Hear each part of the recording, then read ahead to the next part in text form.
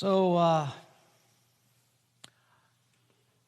I cheated on the scripture reading that Amy shared this morning. I found the translation that I liked the most and used it for our reading from this week's chunk of Jesus' Sermon on the Mount.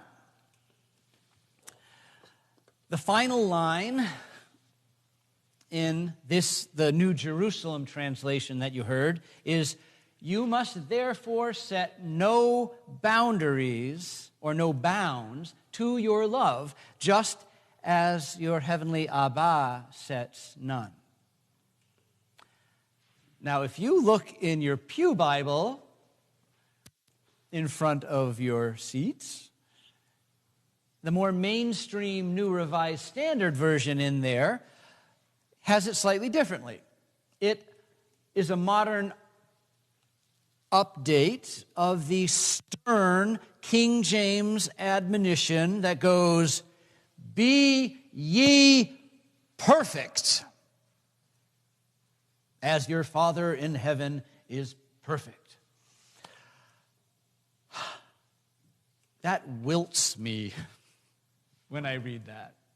So that's why I cheated and put a translation I like a little better.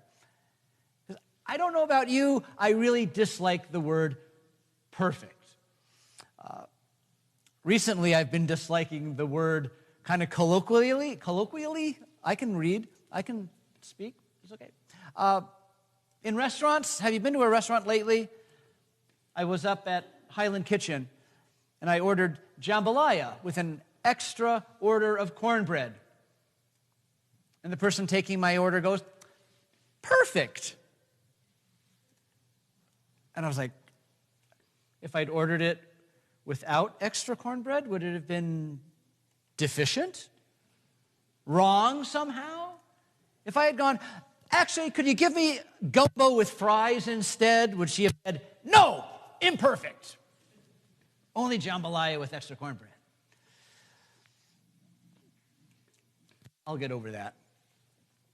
I remember the first time I saw the word perfect as a headline in the newspaper. It was my summer before 8th grade, 1976. Some of you can remember that far back. I was assembling 35 Chicago Tribune newspapers for my paper route. And there it was above the fold in 400-point type, "Perfect." And underneath, a black and white photograph of 14-year-old Nadia Comaneci at the Montreal Olympics. There it was, a big 10. She had received the first perfect score in gymnastics in history. There it was, this just 10. An objectively, quantifiably perfect score on the uneven bars. And my first thought was, wow, amazing. And then I had a second thought, which was, where does she go now? Where does Nadia Comaneci go now? She hit perfect. She hit the best one can do, the best a human being can accomplish. She can only go downhill from now. Even amidst this celebration of Nadia's perfect 10, it seemed like perfect was a terrifying word and a perilous place to hang out. I still do think it's a terrifying word and a perilous place to hang out. That jambalaya I had at Highland Kitchen, was it perfect? The end of all jambalaya? I don't know. It was really good. It was really good. But would one more okra have made it slightly better? Gone from a 9.7 to a 9.8? Would a little bit of extra cayenne brought it up to the Platonic ideal of jambalaya, a 10?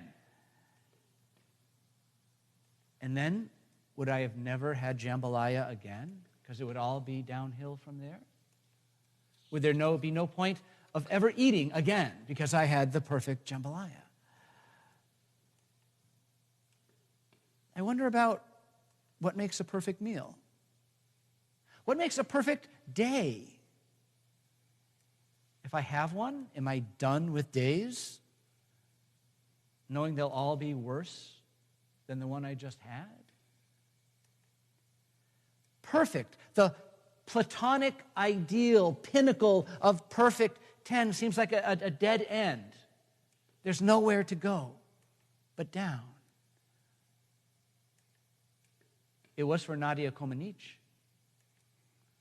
4 years later, at the 1980 Olympics, she never got another 10. It was over, and she retired because there was no more joy. So, why would Jesus use a word like perfect as a demand of his disciples? Be ye perfect as God is perfect. Well, the easy good news is he didn't. So we're all off the hook. Sermon over. Not really. It's only been a few minutes. The harder good news is Jesus uses a word that might even be harder. So we're on a different hook. We would be followers of Jesus. Do you mind if we explore for just a few minutes? Are you okay with the super quick Greek lesson? Real fast? Stuart's like, yeah, bring it on. The word Matthew used that the New Revised Standard Version of the Bible, I think, translates so well as perfect, is teleos. And it, at one level, might mean perfect. But if it means perfect, it doesn't mean the unattainable, Platonic, ideal, be-all, end-all goal perfect, from which there is nowhere to go but down. If teleos means perfect, it means it more in the sense of like a perfect tomato. You know those summer days when you get the perfect tomato. It's not a Platonic ideal. It might even have blemishes. It might not be the perfect shape. It might not be a Platonic sphere that makes the Greek gods cheer. But a perfect tomato is something that is mature, ripe, juicy, and amazing. But it's not the end. Because you know what? Next week, you might find another perfect tomato. It's something to be cherished and enjoyed while it's there in front of you. For followers of Jesus, the word teleos is not a pinnacle Platonic ideal from which there's only downhill. It's not an ending.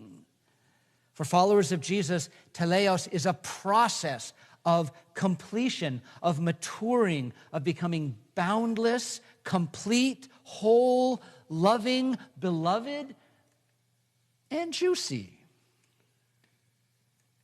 So we aren't off the hook.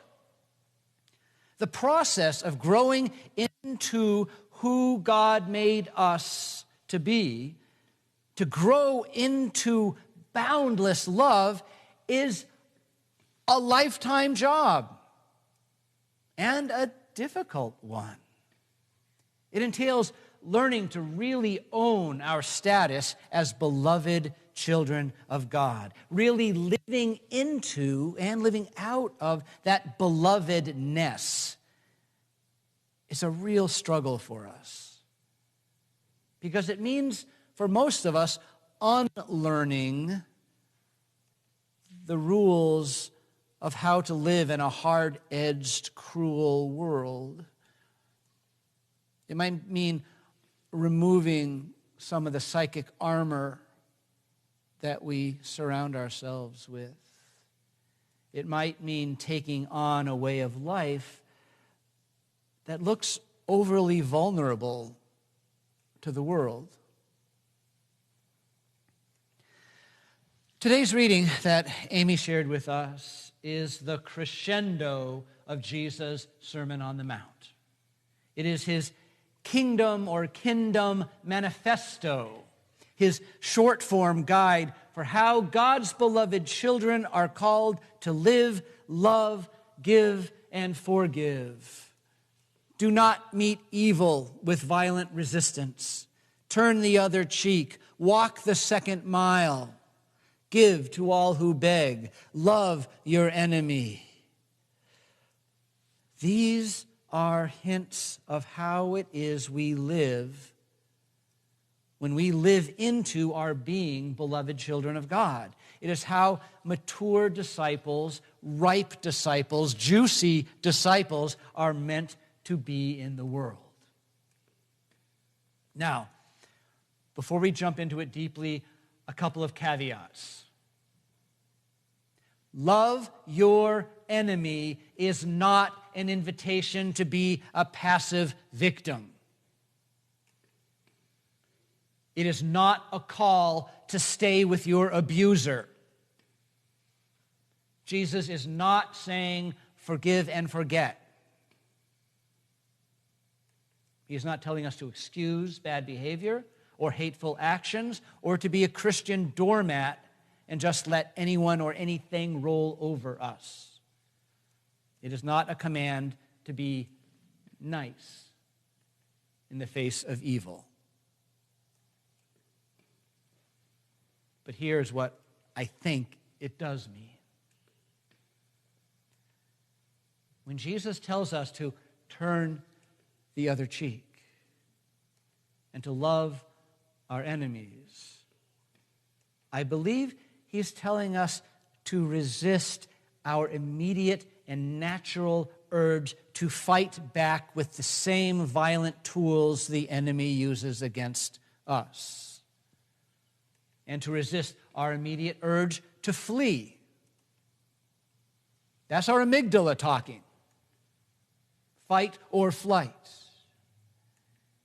I believe Jesus is asking us to find a third way that is neither fight nor flight, that he's asking us to choose who we will be and how we will show up in this situation.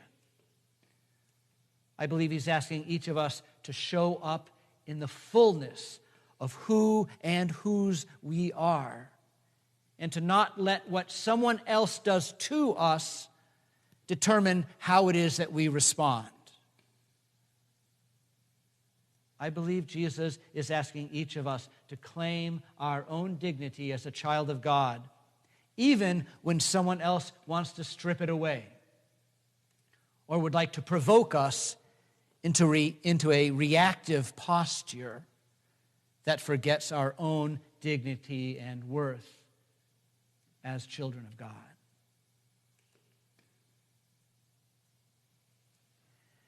And here's the other hard part.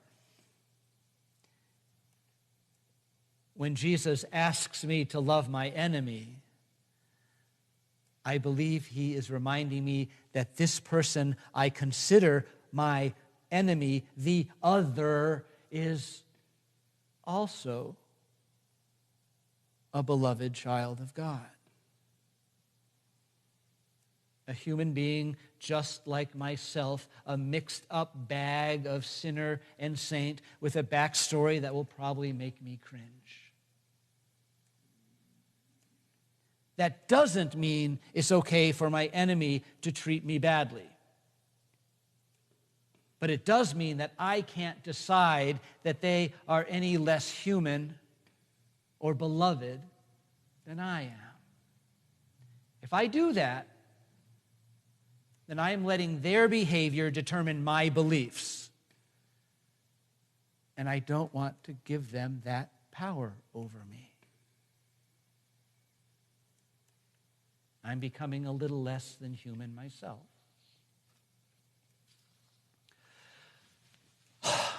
Okay. I believe all that with all my heart.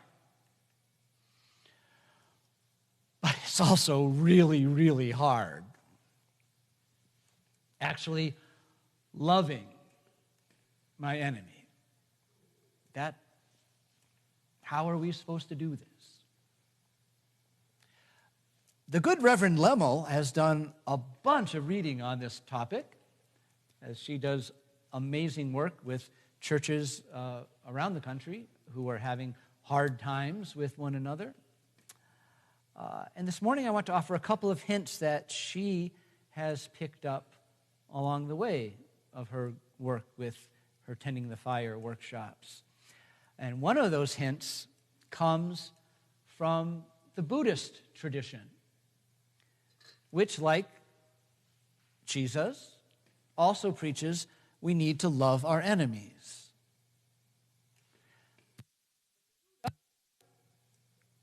Probably because he had a lot more years to talk to his disciples, gave some extra steps. The Buddha didn't command his followers to jump immediately from hating the enemy to loving the enemy. He talked about an in-between step, I love this, of non-hatred.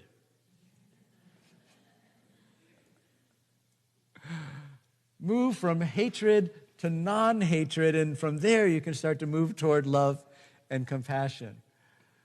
So, as I translate this into the Sermon on the Mount, I wonder if when I admit that my enemy is a human being like me and also a child of God like me, I'm headed into the direction of non-hatred. And that's an okay place to start on my way to love. Buddha is also very clear that sometimes love is tough love, or fierce compassion, as it is called. Fierce compassion doesn't say it's okay to do wrong, but that compassion can be forceful in demanding a different behavior. But it does so from a place of love, not a place of violence. It doesn't have hatefulness or vindictiveness in it. So maybe that's a great first step in a journey toward loving the enemy, is to start with not hating them. And then continue on to a love, a tough love maybe, but a love nonetheless. And when Jesus tells us to pray for those who persecute us, maybe he's giving us a step toward non-hatred.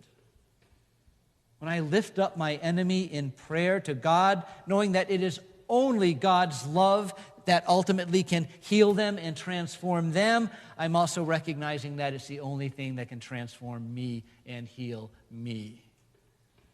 It's another step along the way.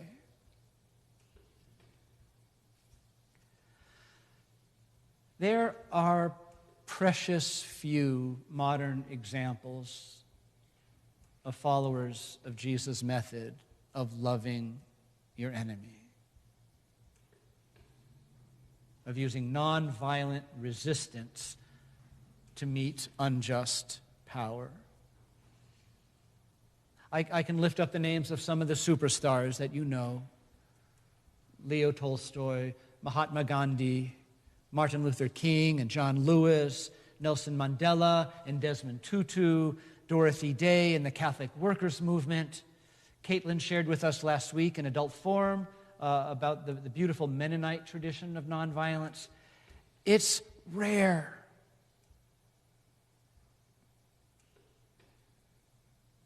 And it's powerful. The transformative power of love is what allowed King and Lewis and his fellow civil rights marchers to endure hatred and violence and dogs and persecution without hitting back, without striking violently. That power allowed Gandhi and Mandela and Tutu to change the course of their nations from retaliation and vengeance against imperialist and racist control toward reconciliation and forgiveness. That power has allowed an untold number of people of faith to be defined not by their fears and angers and desire for revenge, but to be transformed by that which brings life and love and justice and mercy. A few saints of love and nonviolence have successfully changed the world using the praxis of the Sermon on the Mount. Many more have changed communities or families. And many have not been able to change anything but their own hearts and minds. But radical social change is not the primary why of those who follow the calling of the Sermon on the Mount. The why is right there in today's reading. Love your enemies and pray for those who persecute you, so that you may be children of God. Love your enemies, not because it transforms them, but because it transforms you. And maybe, once in a glorious while, in the process, the world will change too.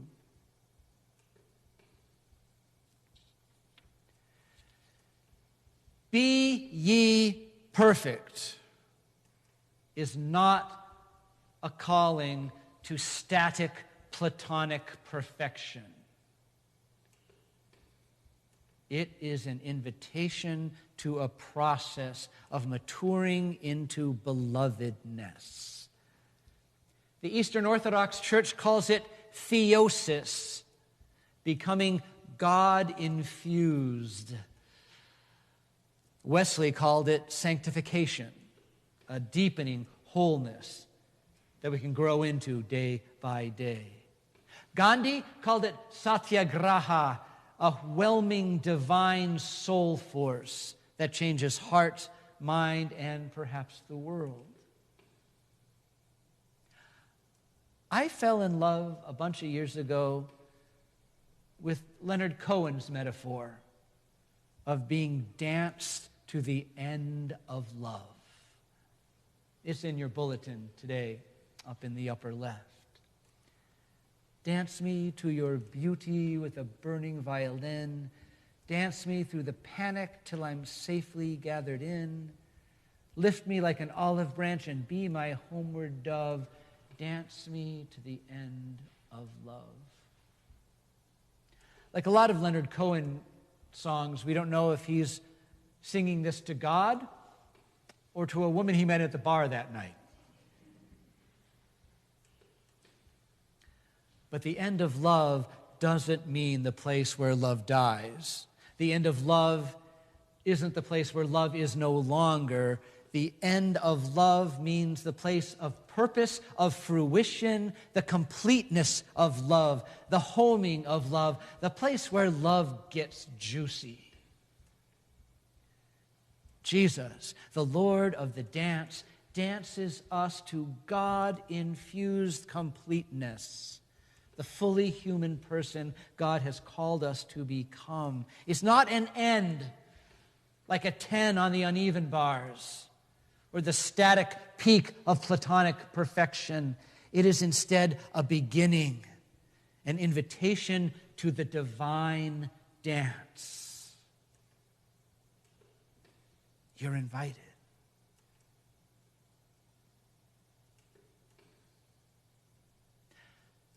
May you hear the invitation of Jesus to dance the divine triune dance of grace.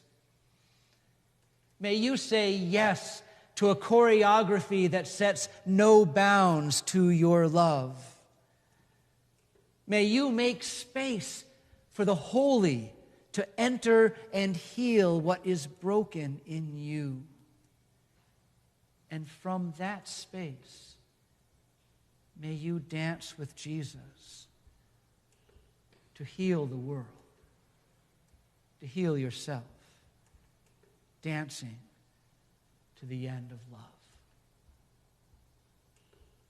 Amen.